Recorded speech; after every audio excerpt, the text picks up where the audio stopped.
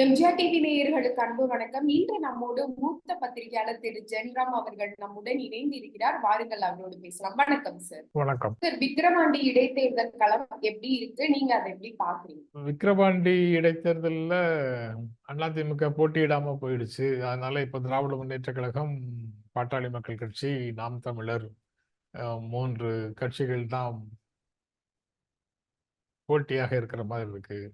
ரொம்ப இயல்பாகவே திராவிட முன்னேற்ற கழகம் வெற்றி பெறுவதற்கான அனைத்து வாய்ப்புகளையும் அதனிடத்தை கொண்டு இருக்கிறது. அதிமுக போட்டியிடாமல் ஒதுங்கி கொண்டது அவர்களுக்கு நல்லதல்ல அப்படின்னு அவங்க பாட்டாளி மக்கள் கட்சிக்கு உதவுவதற்காக அல்லது பாரதிய ஜனதா கட்சிக்கு உதவுவதற்காக களத்திலிருந்து விலகி கொண்டார்கள் அப்படின்னு தான் நான் நினைக்கிறேன். அவங்களுக்கு வேறு சில திட்டங்களும் இருக்கக்கூடும், உத்திகளும் இருக்கக்கூடும். இதுல போட்டியிடாததுனால ஒன்றும் கெட்டு போகாதுன்னு அவங்க நம்புறாங்க. அதனால அவங்க போட்டியிடாமல் இருக்கிறார்கள். ஒருவேளை அது இன்னும் திமுகவுக்கு அட்வான்டேஜா கூட இருக்கலாம். அவங்க வேற யாருக்கும் அட்வான்டேஜா இருக்கும்னு நினைச்சாலும், அல்லது யாருக்கு அட்வான்டேஜ் ஆகுதுங்கிறத பத்தி கவலை இல்லை, நாம போட்டியிட வேண்டாம் அப்படின்னு ஒரு முடிவு எடுத்திருந்திருக்கலாம். எப்படி வேண்டுமானாலும் இருக்கட்டும். அதிமுக ஒரு வகையில அங்கு செய்ய வேண்டிய வேலையை செய்யாமல் தவிர்த்து விட்டார்கள்னு தான் நான் நினைக்கிறேன்.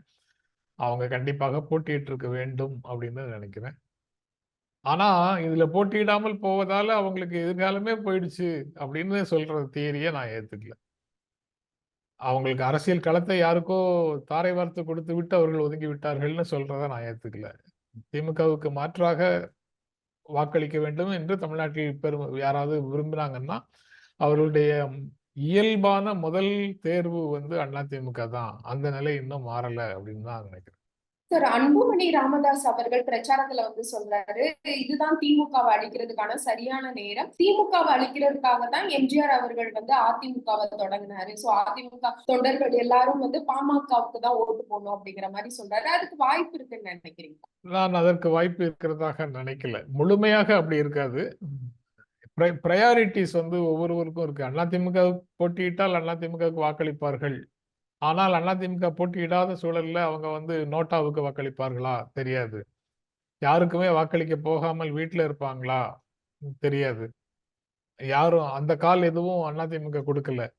பாட்டாளி மக்கள் கட்சிக்கு வாக்களிக்கிறதுக்கு என்ன காரணம்? பாட்டாளி மக்கள் கட்சிக்கு இவங்க வாக்களித்து அது ரொம்ப வலிமையாக பெர்ஃபார்ம் பண்ணி காட்டுச்சுன்னா என்ன நடக்க போகுது? அதிமுகவை விட வலிமையானது பாட்டாளி மக்கள் கட்சின்னு ஒரு அரசியலை முன்னெடுப்பதற்கு அதிமுக தொண்டர்களே காரணமாக இருப்பாங்களா? அது போக பாட்டாளி மக்கள் கட்சி பாரதிய ஜனதா கட்சியினுடைய அணியில தேசிய ஜனநாயக கூட்டணியில இருக்குது. அவ தேசிய ஜனநாயக கூட்டணியை சேர்ந்த பாட்டாளி மக்கள் கட்சி, பாஜகவின் ஆதரவு பெற்ற பாட்டாளி மக்கள் கட்சி அதிக வாக்குகளை பெற்று திமுகவுக்கு கடுமையான போட்டியை கொடுத்தது என்ற செய்தி கூட அதிமுகவுக்கு பாதகமான விஷயம்தான். அதனால அதிமுகவுக்கு வாக்களிக்கக்கூடியவர்கள் பாட்டாளி மக்கள் கட்சிக்கு வாக்களிப்பார்கள் என்று நம்புவதற்கு இடமில்லை. சார், அப்போ இந்த விக்கிரவாண்டியில வன்னியின மக்களின் ஓட்டு யாருக்கு போகும் நீங்க நினைக்கிறீங்க சார்? இந்த 10.5% இடஒதுக்கீடு பத்தி பேசும்போது அதுக்கு அழுத்தம் கொடுத்தது பாமக தான். அதை இயற்றியது, சட்டமாக இயற்றியது அதிமுக. அதை இன்னும் நடைமுறையா இது பண்ணிக்கிட்டு இருக்கிறது திமுக. அந்த போராட்டத்தை இது பண்றது திமுக. சோ அவங்களோட ஓட்டு யாருக்கு போகும் நீங்க நினைக்கிறீங்க? குறிப்பாக வன்னியர் இடஒதுக்கீட்டுக்காக பாட்டாளி மக்கள் கட்சி முயற்சி செய்தது, அதிமுக அதை செயல்படுத்தியது, அதுக்கப்புறம் இப்போ நடைமுறையில இல்லாம இருக்கு. இது எல்லாமே அவங்க கவனத்தில் கொள்வார்கள் அப்படின்னு ஒரு பிரச்சாரம் செய்யப்படுகிறது. ஆனா அதுக்கெல்லாம் ரொம்ப கூடுதல் முக்கியத்துவம் இருக்கும் அப்படின்னு நான் நினைக்கல. அது ஒரு பிரச்சனை தான். ஆனா பல காரணிகள் ஒரு தேர்தல்ல மக்கள் முடிவெடுப்பதற்கு காரணமாக இருக்கும். அந்த பல காரணிகள்ல இது ஒரு காரணியாக இருக்குமே தவிர இதுவே அவர்களுடைய வாக்குகளை தீர்மானிக்கும் அளவுக்கு போகும் அப்படின்னு நான் நினைக்கல. ஏன்னா இதற்கு முந்தைய காலகட்டத்துல இப்போது அவர்கள் அனுபவித்துக் கொண்டிருக்கக்கூடிய ஒரு பெனிஃபிட் மோஸ்ட் பேக்வர்ட் கிளாஸஸ், மிகவும் பிற்படுத்தப்பட்ட ஒரு பட்டியல், அதை பிற்படுத்தப்பட்டவர்களிலிருந்து பிரித்து கொண்டு 20% எம்பிசிக்குன்னு சொல்லி அந்த எம்பிசியில வன்னியரையும் சேர்த்தது அப்படிங்கிறது திராவிட முன்னேற்ற கழக அரசு தானே. திராவிட முன்னேற்ற கழகம் எடுத்த முயற்சியில தானே. அதே இன்று அதனுடைய பலன்களை அனுபவித்துக் கொண்டிருப்பவர்கள் அவ்வளவு எளிதாக திமுகவை கைவிட மாட்டார்கள். அதனால இவங்க அதுல இருந்தெல்லாம் எப்படியாவது திமுக பக்கத்துக்கு போயிருக்கக்கூடிய வாக்குகளை கொண்டு வருவதற்காக இப்படி புதிதாக ஊடகங்களுடைய துணையோட ஒரு தியரியை முன் வச்சுக்கிட்டே இருக்கிறாங்க. அவ்வளவுதான்.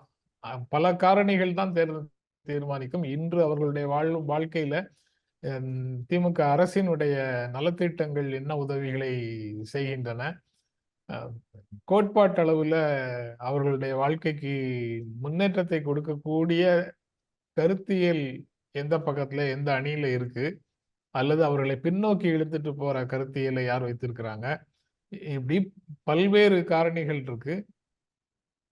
அந்த காரணிகளின் அடிப்படையில தான் அவங்க வாக்களிப்பார்களே தவிர வெறும் சாதிய கணக்குகள்ல மட்டும் மக்கள் வாக்களிப்பார்கள்னு நான் நம்பல. சார், அதிமுகவின் ஒற்றுமைக்கான குரல் மீண்டும் வழுக்க ஆரம்பிச்சிருக்கு. அது மட்டும் இல்லாம அதை எடப்பாடி பழனிசாமி அவர்கள் கண்டுக்கிற மாதிரியே தெரியல. ஏன்னா அவர் பொது அரசியல்ல ஒரு எதிர்கட்சி தலைவரா தன்னுடைய எதிர்ப்பை செயல்பாடு படுத்திக்கிட்டு இருக்காரு. சோ அவரு அதை கண்டுக்கிறவரா சார்? மறுபடியும் அது இணையுமா? அதை பத்தி எதுவும் கருத்து சார்? இப்போது அதிமுக எடப்பாடி பழனிசாமி அவர்கள் தலைமையில தானே இருக்கு. அது அவரு விடாமல் அவர் மற்றவர்கள் விலகி சென்றவர்களுக்கு கட்சி போய்விடாமல் அவர் நிர்வாகிகளை தன் பக்கம் வைத்திருக்கக்கூடிய வேலையை அவர் சிறப்பாக செய்திருக்கிறார். எப்படி அப்படிங்கிறது வேறு விஷயம். ஆனா நிர்வாகிகள் அவரோட சாலிடா இருக்காங்க. பொது மக்களும் அவருக்கு வாக்களிக்கிறாங்க. அவர் ஜெயிக்கல அப்படிங்கிறது உண்மைதான். அந்த பிரிவுகளுக்கு பிறகு அல்ல, பிரிவுக்கு எல்லாரும் ஓபிஎஸும் கட்சிக்குள்ள இருக்கும்போதே 2021 தேர்தலில் தோல்விதான் அடைஞ்சிருக்கிறாங்க. அதனால ஓபிஎஸ் பிரிந்து போனதால, அல்லது தினகரன் பிரிந்து போனதால, அல்லது சசிகலா ஒதுங்கி இருக்கிறதுனால அதிமுக தோல்வியை சந்திக்கிறது அப்படின்றது ஒரு மிகைப்படுத்தப்பட்ட ஸ்டேட்மெண்ட். எடப்பாடி பழனிசாமி அந்த அவ்வளவு தலைவர்களுக்குள்ளேயும் அவர் தான் தொண்டர்களுடைய நம்பிக்கையை பெற்ற தலைவராக தன்னை நிலைநிறுத்தி கொண்டிருக்கிறார். அப்படி இருக்கும்போது அவரோடு இணையணும்னா வெளியில் இருப்பவர்களிடத்துல மனமாற்றம் வேணும். ஆனா அதிமுக அப்படிங்கிற ஒரு கட்சியை எம்ஜிஆர் காலத்திலிருந்து ஜெயலலிதா காலத்திலிருந்து இப்போ எடப்பாடி வரைக்கும் ஒரு கட்சியாக அதிமுகவை மதிக்கக்கூடியவர்களாக இருக்கக்கூடிய தலைவர்களும் வெளியில இருக்கிறாங்க. கேசி பழனிசாமி மாதிரி இருவர் இருக்கிறாங்க. ஆனா அவர்கள் திராவிட இயக்க வரலாற்றின் நீட்சியாக அதிமுகவை பார்க்கிறவங்க. அவர்கள் எடுக்கக்கூடிய முயற்சிக்கும் அந்த முயற்சிக்கு பின்னால பாரதிய ஜனதா கட்சியினுடைய ஆணைகளுக்கு கட்டுப்பட்டு செயல்படுகின்ற தலைவர்களும் இருக்கிறார்கள். அந்த அவர்களுக்கு நன்மை பயக்கும் விதமாக இந்த ஒருங்கிணைப்பு முயற்சி இருந்தது என்றால் அதனால எந்த விதமான பலனும் இல்லை. அதற்கு நேரடியாக எடப்பாடி பழனிசாமி தான் இந்த நிமிஷத்துல வலிமையான தலைவராக அங்கே இருக்கிறார். அவரோட பேச்சுவார்த்தை நடத்தி அவர்களுடைய தலைமையை ஏற்று இந்த தலைவர்கள் அந்த கட்சிக்குள் போய் இணைந்து தங்களுடைய பணிகளை மேற்கொள்ள தொடங்கினால் அது வலுவடையக்கூடும். அல்லது அதுல நபர்களை ஐடென்டிஃபை பண்ணி ஒரு சிலர் மட்டும் தனியாக முயற்சி பண்ணுனா அந்த மாதிரி வேலைகள் நடக்கக்கூடும். அதை தாண்டி பிஜேபியினுடைய அரசியல் திட்டத்திற்கு தங்களை ஒப்பு கொடுத்து கொண்டவர்களாக சிலர் அதிமுகவை தங்கள் கையில எடுக்கிறதுக்கு முயற்சி செய்யறாங்கல்ல, அந்த முயற்சிகள் ஒருபோதும் வெற்றி தராது. இப்போ ஜெயலலிதா காலத்திலையும் நெடுஞ்செழியன் போன்றவர்கள் வெளியில போனாங்க. திரும்ப அந்த கட்சி இணைந்தது, ஜெயலலிதா தலைமையை ஏற்றுக்கொண்டு இணைந்தது. ஜானகி ஜெயலலிதான்னு பிரிந்த கட்சி அது வேற விஷயம். அதுக்கப்புறம் ஜெயலலிதா கட்சிக்குள்ளேயே வெளியில போனவங்க இருக்கிறாங்க. அவங்க திரும்ப தங்களை கட்சியோடு இணைத்து கொண்டார்கள். ஏதாவது ஒரு கட்டத்துல அதே மாதிரி ஒரு நிகழ்வு நடக்கலாம். வேறு திசையை நோக்கி போகாம கட்சியினுடைய விழுமியங்களை தாங்கி தனி மனிதர்களாக போராடி கொண்டிருப்பவர்களை கட்சி ஒரு கட்டத்துல அங்கீகரிச்சு எதுக்கு தனியாக கஷ்டப்படுறீங்க, சேருங்க, இந்த பொறுப்பு எடுத்துங்க, இந்த வேலையை பாருங்கன்னு சொல்லி ஒருவேளை கட்சி சொல்லலாம்.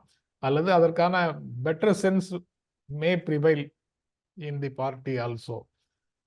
இந்த இந்த தனி நபர்களுக்கும் ஒரு வாய்ப்பு இருக்கும். ஆனா வேறு திட்டங்களோட அதை கைப்பற்ற வேண்டும்னு வேறு திட்டங்களோட முயற்சி செய்யறவங்களுடைய முயற்சி பலிக்காதுன்னு நினைக்கிறேன். சார், இப்போ கே.சி. பழனிசாமி அவர்கள், புகழேந்தி அவர்கள், ஜே.சி.டி. பிரபாகர் அவர்கள்லாம் வந்து அதிமுக ஒருங்கிணைப்பு குழு அப்படின்னு ஒண்ணு ஆரம்பிச்சாங்க. அதை சார்ந்து வந்து அவங்க லெட்டரும் அனுப்பியிருக்காங்க தலைவர்களுக்கு, அதிமுக தலைவர்கள். ஆனா அவங்களுக்கு எதுவும் சரியா பதில் வந்த மாதிரி தெரியல. இந்த முயற்சியை நீங்க எப்படி பாக்குறீங்க? இல்ல, ஒருங்கிணைப்பு அப்படின்னா என்ன அர்த்தம்? கட்சி வந்து சிதறி இருக்குன்னு அர்த்தம். அந்த ஒருங்கிணைப்பு குழு அப்படின்னு அவர்கள் சொல்லும் போதே கட்சி வந்து சிதறி இருக்கிறது அப்படின்னு அர்த்தமாகுது. கட்சி சிதறி இருக்கிறது என்பதை அனைத்து இந்திய அண்ணா திராவிட முன்னேற்ற கழகம் ஏற்றுக்கொள்ளவில்லை. கட்சியிலிருந்து ஒரு சில தனி மனிதர்கள் வெளியில போயிருக்கிறாங்க. கட்சி முழுமையாக, அதாவது எடப்பாடி பழனிசாமி கையில தான் இருக்கு அப்படின்னு கட்சி நினைக்குது. அப்படி இருக்கும்போது ஒருங்கிணைப்பு குழு அப்படின்னு சொன்னா அதனுடைய பெயரே வந்து அவர்களுக்கு ஏற்புடையதாக இருக்காது. அதனால அவர்களிடமிருந்து பதில் வரும் என்று நான் நினைக்கல. அதை நான் எதிர்பார்க்கவும் இல்லை. இவர்கள் முயற்சி செய்வது வந்து யாரையெல்லாம் ஒருங்கிணைக்கப் போகிறார்கள்? அதுல இதே அதிமுக அரசுக்கு எதிராக சட்டப்பேரவையில் வாக்களித்தவர்களை வந்து சேர்க்க போறீங்களா அப்படின்னு அவங்க கேட்கறாங்கல்ல. அதுக்கு என்ன பதில் சொல்ல முடியும் ஒருங்கிணைப்பு குழு? நடந்ததெல்லாம் நடந்ததாக இருக்கட்டும், இனி நடப்பவை நல்லவையாக இருக்கட்டும் அப்படின்னு சொல்ல முடியுமா? சொன்னா கடந்த காலத்துல அந்த மாதிரி தவறுகளை செய்தவர்களுக்கு தொடர்ந்து அது போல உள்ளுக்குள்ளே நெருக்கடிகளை கொடுத்து கொண்டிருந்தவர்களுக்கு எப்படி அவர்களையும் சமரசமோடு ஏற்றுக்கொள்ள முடியும் அப்படிங்கிற கேள்வியை அந்த கட்சியில இருந்து ஜெயக்குமாரோ, கே.பி. முனுசாமியோ, எடப்பாடி பழனிசாமியோ செய்தியாளர்கள் சந்திப்புல முன் வச்சுக்கிட்டே தானே இருக்கிறாங்க. அதுல இருக்கக்கூடிய நியாயம் வந்து தொண்டர்களுக்கும் புரியத்தானே செய்யும். கட்சியை வலுப்படுத்தணும்னு கட்சி தொண்டர்கள் நினைக்கிறாங்கிறது உண்மைதான், அது உண்மை. ஆனா எப்படி அது சாத்தியம்? கட்சி வந்து இன்னைக்கு எப்படி இருக்கிறதோ அப்படியே கட்சியை ஏற்றுக்கொள்றதுக்கு பிற தலைவர்கள் தயாராக இருக்கிறார்களா அப்படிங்கிறது ஒரு முக்கியமான கேள்வி. ஏதாவது ஒரு புள்ளியில சேர்ந்து செயல்பட வேண்டும் அப்படிங்கிற முயற்சிக்கான ஒரு தொடக்கமாக அதை பார்க்கலாம். ஆனா அந்த தொடக்கமே வந்து தடைகளை ஏற்படுத்தும் விதமாக இருந்துவிடக் கூடாது அப்படின்னு நினைக்கிறேன். கொஞ்ச நாளுக்கு முன்னாடி எடப்பாடி பழனிசாமி அவர்கள் ஒரு பிரஸ் மீட்ல சொல்றாரு, கே.சி. பழனிசாமி அவர்கள் வந்து ஜெயலலிதா அம்மா அவர்கள் காலத்திலே வந்து கட்சியில இருந்து நீக்கப்பட்டுட்டாரு, ஓபிஎஸ் அவர்களாலதான் அவர் மீண்டும் இணைக்கப்பட்டார் அப்படின்னு ஒரு கருத்தை சொல்றாரு. நீங்க நீண்ட நாட்களாக அரசியலை கவனிச்சுட்டு வரீங்க, அந்த மாதிரி சம்பவம் நடந்த மாதிரி உங்களுக்கு எதுவும் ஞாபகம் இருக்கா? இல்ல, எனக்கு ஞாபகம் இல்லைங்கிறது ஒண்ணு. அது போக ஜெயலலிதா காலத்துல கட்சியிலிருந்து நீக்கப்பட்டார் அல்லது ஒதுங்கி இருக்க சொன்னவர்களை மீண்டும் வந்து எடப்பாடி பழனிசாமி தங்களுடைய தலைவராக ஏற்றுக்கொள்ளவில்லையா? டிடிவி தினகரன் போன்றவர்களை ஜெயலலிதா கடைசி கால ஒரு பீரியடுக்கு பிறகு ஒதுக்கி வைத்திருந்தார் அப்படின்னு அதிமுக தலைவர்கள் பலரும் சொல்றாங்க. அவர் வந்து இதே கட்சியில எம் வந்து சேரலையா? சசிகலா அவர்கள் வந்து அவரை துணை பொதுச் செயலாளராக நியமித்து விட்டு போகவில்லையா? ஆக ஜெயலலிதா காலத்திலேயே கேசிபி பொறுப்பில் இல்லை என்று சொன்னாலும் கூட இப்போ நீங்க கட்சிக்குள்ள புதுசா மாத்தவே மாட்டீங்களா? ஜெயலலிதா காலத்துல யாரெல்லாம் உறுப்பினர்களாக இருந்தார்களோ அவங்க மட்டும்தான் அங்க வச்சு கட்சி நடத்துவீங்களா? அதற்கு பிறகு இங்க இருந்து போனவர்களும் இல்லையா? அங்கேருந்து வெளியில இருந்து வந்தவர்களும் இல்லையா? இதெல்லாம் வந்து கே.சி. பழனிசாமியை தவிர்க்க வேண்டும் என்று நினைக்கிறவர்கள் ஜெயலலிதா மேல பழி போட்டு தாங்கள் முடிவெடுக்காமல் அந்த பழியை போட்டுட்டு தவிர்க்கிறார்கள்னு நினைக்கிறேன். சார், சிலர் வந்து கூட்டு தலைமை குறித்து பேச ஆரம்பிக்கிறாங்க. உங்களுடைய கருத்து என்ன சார் கூட்டு தலைமை பொறுத்தவரை? கூட்டு தலைமை என்பது எல்லா இடங்கள்லயுமே நல்ல விஷயம்தான். அது வந்து அதுல பிழை இல்லை. ஆனா அந்த கூட்டு தலைமைங்கிறது கட்சியை செயல்பட விடாமல் தடுக்கும் விதமாக இருக்கக்கூடாது. உண்மையிலேயே எல்லா விஷயங்களையும் கட்சியினுடைய திட்டம் என்ன, திட்டத்தை செயல்படுத்துவதற்கான வழிமுறை என்ன அப்படிங்கிறத அந்த கூட்டு தலைமை கூடி பேசி முடிவு எடுத்துட்டு அதற்கு பிறகு அதை செயல்படுத்துவதற்கான அதிகாரத்தை அந்த பொதுச் செயலாளரிடம் கொடுத்து அவரை செயல்பட விடணும். ஒவ்வொரு நாளும் ஒவ்வொரு விஷயத்துக்கும் கூட்டு தலைமை தானேன்னு எல்லா விஷயங்களுக்கும் எங்ககிட்ட கேட்கணும்னு வந்து நிற்க முடியாது. அந்த கூட்டு தலைமையால பலன் இல்லை. ஆனா கட்சியினுடைய திட்டத்தை வரையறை செய்வதிலையும், அதை எப்படி செயல்படுத்துவது என்பதை வழிமுறைகளை தீர்மானிக்கிறதிலையும், ஆதரவான சக்திகளை யாரோட நெருங்கி கூட்டணி வைத்துக் கொள்ள வேண்டும் போன்ற விஷயங்களுக்கான வழிகாட்டுதலையும் கூட்டு தலைமையில அந்த தலைவர்கள் முடிவு செய்ய வேண்டும். செயல்படுத்துவதற்கான அதிகாரம்ங்கிறது கட்சி எடுக்கக்கூடிய முடிவின்படி ஒரு தலைவர், ஒரு துணை செயலர் அந்த மாதிரி யாராவது 1, 2 பேர் கையில தான் இருக்க முடியும். அது வந்து நிரந்தரமாக டெய்லி 2 பேரும் 3 பேரும் வந்து உட்கார்ந்து ஒவ்வொரு விஷயத்தையும் தீர்மானிப்போம் அப்படின்னு சொல்றது கட்சி செயல்பாட்டுக்கு ஒத்து வராது. சார், தொடர்ந்து எல்லாரும் செய்திகள்ல நேர்காணல்ல பேசிக்கிட்டு இருக்க ஒரு விஷயம், அதிமுகல உள்ளவங்க எல்லாம் வந்து எடப்பாடி பழனிசாமி அவர்கள் மீது அதிருப்தியில இருக்காங்க அப்படிங்கிற மாதிரி சொல்றாங்க. அது மட்டும் இல்லாம சட்டமன்றத்துல இருந்து செங்கோட்டையன் அவர்கள் தனியா வெளியில வர்றதை வச்சு கூட நிறைய பேர் அது உண்மைதான் அப்படிங்கிற மாதிரி விமர்சிக்கிறாங்க. நீங்க அதை எப்படி பாருங்க? எல்லா கட்சிகளுக்குள்ளேயும் கட்சிக்குள்ள இருக்கக்கூடிய வேறு ஒரு சிலர் மேல அதிருப்திகள் இருக்கலாம். தலைமை மேலேயே கூட அதிருப்திகள் இருக்கலாம். ஆனா அது எல்லாம் தற்காலிகமானவை. வேறு சூழல்கள் வரும்போது அதையெல்லாம் களையப்படும் அப்படின்னு நான் நினைக்கிறேன். அந்த மாதிரி இப்பவும் இருக்கா இல்லையாங்கிறது எனக்கு உறுதியாக தெரியாது. பட் கருத்து வேறுபாடுகள் இருப்பதற்கான வாய்ப்பு இருக்கு. ஏன்னா சக்சஸ் ஹேஸ் ஹண்ட்ரட்ஸ் ஆஃப் ஃபாதர்ஸா அல்லது ஏதோ சொல்லுவாங்களே, வெற்றிக்கு 1000 தந்தைகள், தோல்விக்கு ஒருவரும் இல்லை அப்படிங்கிற மாதிரி தொடர்ந்து அதிமுக தோல்வி அடையும் போது தலைமையில் இருக்கக்கூடியவர்கள் மேல அதிருப்தி சில மனிதர்களுக்கு இருக்கத்தான் செய்யும். அது ரொம்ப இயல்பானதும் கூட. ஆனா ஒரு விஷயத்த அவங்க மறந்துடக்கூடாது. 1977, 80, 84 3 தேர்தல்கள்ல அந்த 77ல இருந்து 89 வரைக்கும் எல்லா தேர்தல்களும் ஒரு நாடாளுமன்ற தேர்தலும் ஒரு உள்ளாட்சி தேர்தலும் தவிர எல்லா தேர்தல்கள்லையும் கலைஞர் தலைமையிலான திமுக தோற்றது. எம்ஜிஆர் தலைமையிலான அதிமுக ஜெயிச்சது. ஆனா 89ல திமுக மீண்டும் ஆட்சிக்கு வந்தது. அதுக்கப்புறம் 89, 96, 2006, இப்போ 2021ன்னு திமுக தொடர்ந்து தன்னை புதிய சூழலுக்கு தகுந்த மாதிரி வடிவமைத்து கொண்டது. அதனால தொடர் தோல்விகள் ஒன்றும் கட்சியை அழித்து விடும்னு சொல்றதுக்கு எதுவும் இல்லை. கட்சி தொண்டர்கள் நம்பிக்கையோட தொடர்ந்து செயல்பட்டார்கள் என்றால் அவங்களும் வந்து அவங்களுடைய இலக்கை எட்டுவதை நோக்கி பயணித்தார்கள் என்றால் அவர்களுக்கும் அது கிடைக்கக்கூடும். சார், நிறைவா ஒரு கேள்வி சார். சசிகலா அவர்களோட ரீஎன்ட்ரி எந்த ஒரு தாக்கத்தை கொடுத்திருக்கு? ஏன்னா 2-3 வருஷமா நம்மளும் பாக்குறோம், திடீர்னு பிரஸ் மீட் கொடுக்குறாங்க, இப்போ ஒரு பிரஸ் மீட் கொடுத்திருக்காங்க. சோ அவங்களுக்கு எதுவும் கட்சியில ஹோல்டு இருக்கா? அதாவது அவர்களால பலன் பெற்றவர்கள் பலர் இன்னும் கட்சிக்குள்ள இருக்கிறாங்க. அவர்களுடைய லாயல்ட்டிய, அவர்களுடைய விசுவாசத்தை அவர்கள் வந்து தட்டி தட்டி பார்க்குறாங்க. ஆனா அவங்க இன்றைக்கு இருக்கக்கூடிய அதிகாரத்தை சார்ந்து இருக்கக்கூடியவர்களாக அவர்கள் இருக்கும்போது அவங்களுக்கு நேரடியாக ஆதரவு கொடுக்க மாட்டாங்க. ஏதாவது ஒரு வகையில கட்சிக்குள்ள அவங்க வந்துட்டாங்கன்னா ஒருவேளை அவர்கள் படிப்படியாக வலிமை பெற முடியும்.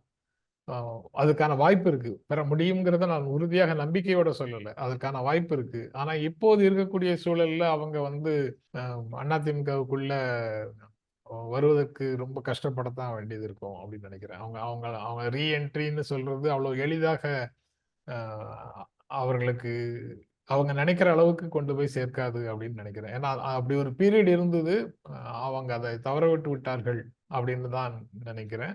அது போக அவங்களுக்கு இப்போ வந்து அவங்க அவங்களாக முடிவெடுக்கல, அவங்களை பாஜக